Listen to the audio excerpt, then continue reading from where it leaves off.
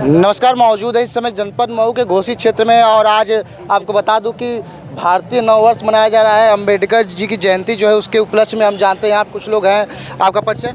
मेरा नाम डॉक्टर रामदास भारती है। किस प्रकार की रैली आपको? ये रैली जो है महामैत्री मार्च है और इस मार्च के माध्यम से पहले तो आज हमारा सभी जो भारत के लोग हैं, जो मूल भारतीय लोग हैं, बाबा साहब डॉक्टर अम्बेडकर का जन्मदिवस है और इस जन्मदिवस के अवसर पे हम लोग जो भारतीय नववर्ष बुद्धाब्द और अम्बेडकराब्द जो आज हमारा 2568 और 132वीं हमारा अम्बेडकर सन की शुरुआत है, तो आज से हमारा नया साल शुरू होता है। तो भारतीय नववर्ष की तो पहले आप सबके माध्यम से ढेर सारी बधाई देते हुए आज का जो महामैत्री मार्च है, हम लोगों ने शांति का संदेश, प्रेम, करुणा, मैत्री का जो संदेश बाबा साहब तथागत बुद्ध जो देना चाहते थे, तो आज भारतीय नववर्ष के अवसर पे हम ये देना चाहते हैं कि कम से कम इस देश में शांति, सुख, चैन और मैत्री भावना बनी रहे। इसी वजह से हम लोगों ने मैत्री ये मार्च निकाला, जिससे कि हम भाईचारा बना सकें, एक बेहतर राष्ट्र बना सकें, एक बेहतर राष्ट्र के साथ, अखंड भारत के साथ एक समता, स्वतंत्रता, बंधुत्व पे जो आधारित समाज होता है, इसका हम निर्माण कर सकें। बाबा साहब के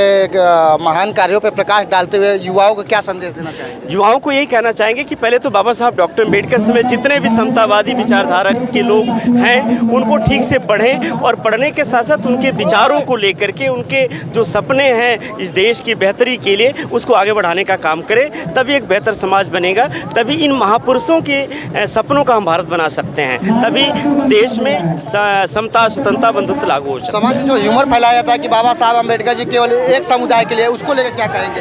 ये ह्यूमर वास्तव में ये गलत है और इस तरीके की भावना गलत है। बाबा साहब ने, डॉक्टर अम्बेडकर ने इस देश को भारत का सुंदर संविधान दिया और पूरी दुनिया का अगर लोकतंत्र का देखा जाए तो कितना बड़ा देश है, आप जान सकते हैं, समझ सकते हैं। इसलिए भारत को बाबा साहब डॉक्टर अम्बेडकर को किसी एक जाति, धर्म, समूह में नहीं बांट सकते, बल्कि एक देश की शान है। मैं तो यही कहूँगा कि भारत की अगर देखा जाए तो भारत का मान, सम्मान और शान है बाबा साहब डॉक्टर अम्बेडकर।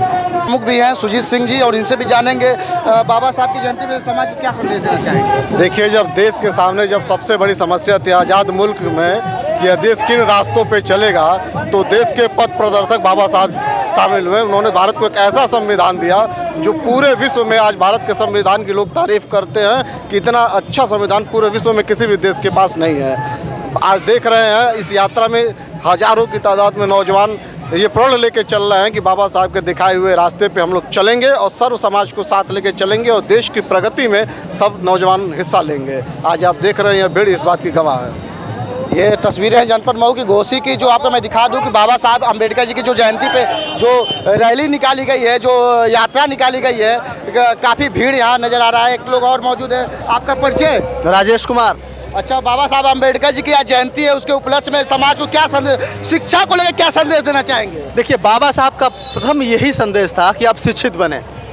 उन्होंने हर तबके को कहा था कि आप शिक्षित बनिए, क्योंकि शिक्षा शेरनी का वो दूध है जो पिएगा वो दहाड़ेगा। अच्छा, तो ये बताइए कि आज के समय में जो ह्यूमर फैलाया गया है कि बाबा साहब अम्बेडकर केवल एक समुदाय को लेकर चलते हैं, उसको लेकर क्या कहेंगे? समाज को किस प्रकार से जागरूक करने की कोशिश करेंगे? देखिए, बाबा साहब के संविधान को पढ़ने के बाद हर वो तबका, हर वो जात, हर वो धर्म बाबा साहब को अपना मानेगा जरूर, लेकिन बाबा साहब को जब पढ़ेगा तब। बाबा साहब भारतीय संविधान की रचना किसी एक समाज के लिए नहीं किया, उन्होंने पूरे भारत पे उपकार किया हुआ है कि भारत के पास एक संविधान है जिसके तहत भारत चलता है। आप लोग का जो जुलूस है, जुलूस के माध्यम से क्या संदेश देना चाहेंगे समाज को? देखिए, समाज में हम ये बताना चाह रहे हैं कि बाबा साहब आप सबके हैं। बाबा साहब को आप किसी एक जाति विशेष में मत बांधें, बाबा साहब को जानें और आप शिक्षित बने, संगठित हों और भारत को एक विकसित राष्ट्र बनाएं। धन्यवाद। ऐसे ही जुड़े रहे विवेक चौहान के साथ। जनपद मऊ से विवेक चौहान की रिपोर्टिंग। ऐसे ही हम ग्राउंड लेवल की रिपोर्टिंग आपको दिखाते रहेंगे। धन्यवाद।